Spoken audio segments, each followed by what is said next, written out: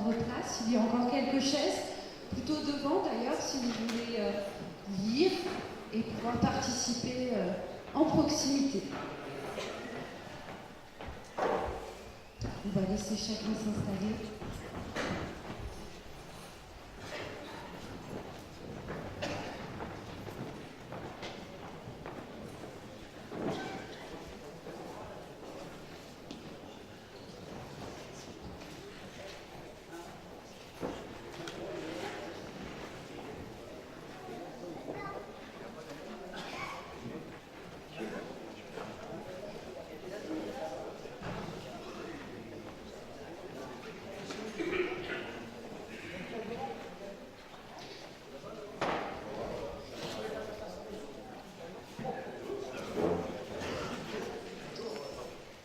Donc bonsoir à tous, je vous remercie pour votre présence nombreuse ce soir pour participer au grand débat à Brionne. Et je vous propose de passer tout de suite le micro au maire de Brionne, Valérie Buriot, qui va vous faire une petite introduction. Et ensuite, je reprendrai le micro pour vous dérouler un petit peu les modalités de débat de ce soir. Monsieur le maire. Merci Aurélie. Bonsoir à toutes et à tous. Donc c'est au tour de Brionne d'organiser ce grand débat. Je vais être assez bref dans mon propos, simplement recontextualiser un peu la raison pour laquelle nous sommes réunis ce soir dans la salle des fêtes. Ce grand débat national, il a été voulu par le président de la République au mois de décembre 2018. Évidemment, vous le savez, dans le contexte de colère, du mouvement des Gilets jaunes contre d'abord les taxes sur les carburants, et puis très vite, cette question a été dépassée. Quand je dis dépassée, elle a été élargie à la question plus fondamentale des moyens de vivre pour les familles dans notre pays, pour les moyens de subsistance, et avec la question évidemment centrale du pouvoir d'achat.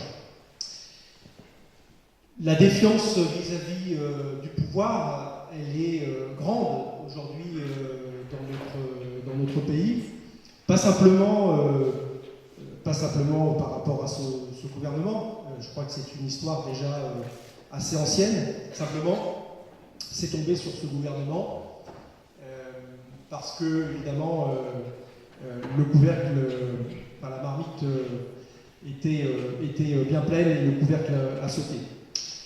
Aujourd'hui, ce mouvement citoyen des Gilets jaunes, même si il est complètement atypique, a permis, dans notre pays, quelques avancées. Je vais vous donner mon sentiment, c'est pas forcément le sentiment de tout un chacun ici, et nous sommes justement là pour donner notre opinion. Mon sentiment, et je l'ai déjà dit publiquement, c'est que ce qui a été lâché par le gouvernement à la suite de ce mouvement en décembre, ce n'est pas rien, mais le compte véritablement n'y est pas. Au-delà de la question des moyens qui ont été redonnés et qui vont être redonnés dans le cadre de la loi de finances rectifiée, c'est, je crois, ce mouvement interroge des fondamentaux de notre société sur les questions de justice fiscale, justice sociale et justice territoriale. Parce que notre pays est traversé par des fractures et que ces fractures, nous les vivons. Quand je dis nous, c'est les habitants des campagnes, des secteurs ruraux, comme ici dans notre territoire de Bernay, terre de Normandie. Nous les vivons et des gens les vivent très profondément dans leur chair. Et je crois qu'il y a une occasion qui est donnée aujourd'hui c'est de pouvoir tous s'exprimer. Alors, je l'ai également dit, et d'autres l'ont dit,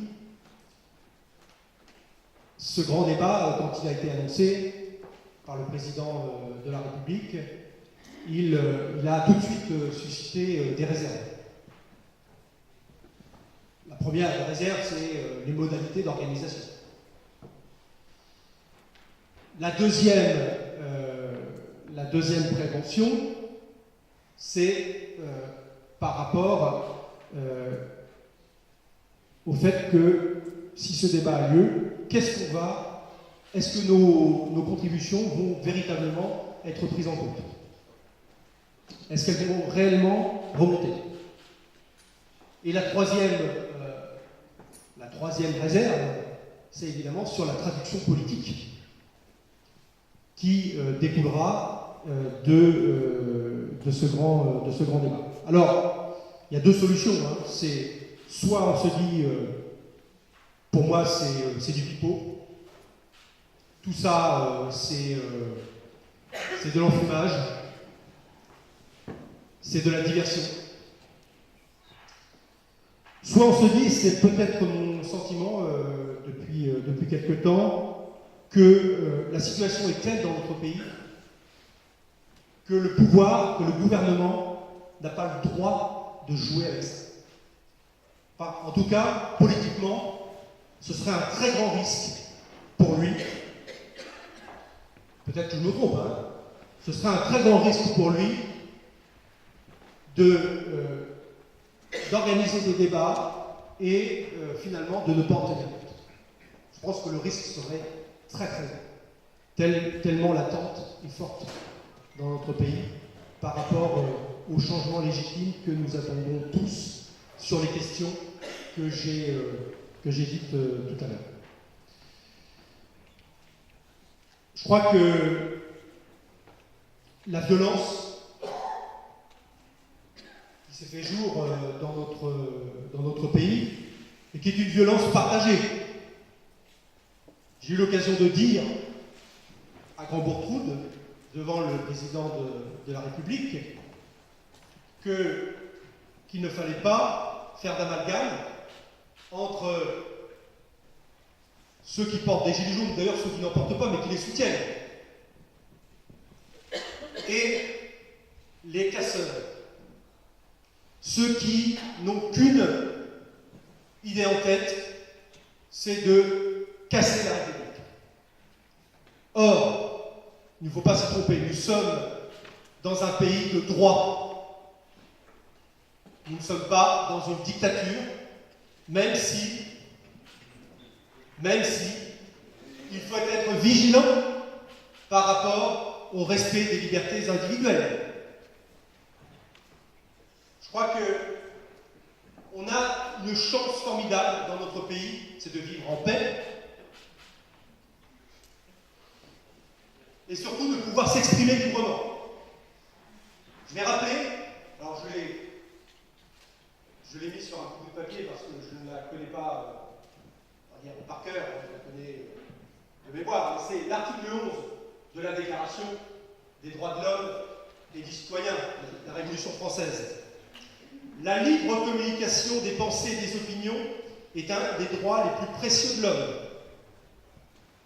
Tout citoyen peut donc parler, écrire, imprimer librement, sauf à répondre de l'abus de cette liberté dans les cas déterminés par la loi. C'est ce qui régit, qui garantit notre liberté d'expression à tous dans ce pays, qui garantit également la liberté de la presse, imprimée librement. Je le dis parce que la presse a également été prise à partie. Elle est souvent également accusée de jouer dans un camp ou de jouer dans l'autre. Bon, je crois qu'il faut quand même, avant d'entamer ces débats, se rappeler collectivement où on est. Alors évidemment, la République, elle n'est pas parfaite. Ce n'est pas forcément le système le plus parfait.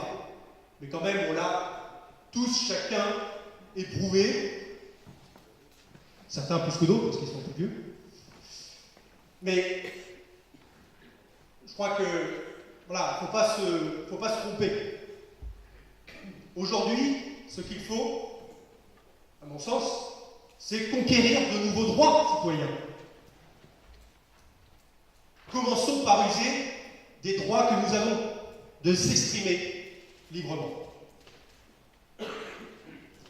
Voilà. Donc, les thèmes qui seront abordés, avant que je repasse la parole à Aurélie, les thèmes qui seront abordés dans ce débat Briol, qui est un débat sur les questions nationales, ce sont ceux qui ont été livrés sur la plateforme du grand débat. On va les rappeler tous, mais on commencera d'ailleurs par la question centrale de la fiscalité et des services publics, mais il y aura également la question de la transition écologique. Les quatre thèmes. Alors attention, aujourd'hui, ici à Brionne, on ne va pas suivre le protocole, le prédégéré du gouvernement. Vous savez, il y a un questionnaire qui nous emmène là où il faut aller. Bon. Moi, j'aime bien les sentiers escarpés et pas les chemins déjà battus par tout le monde. Je pense que vous avez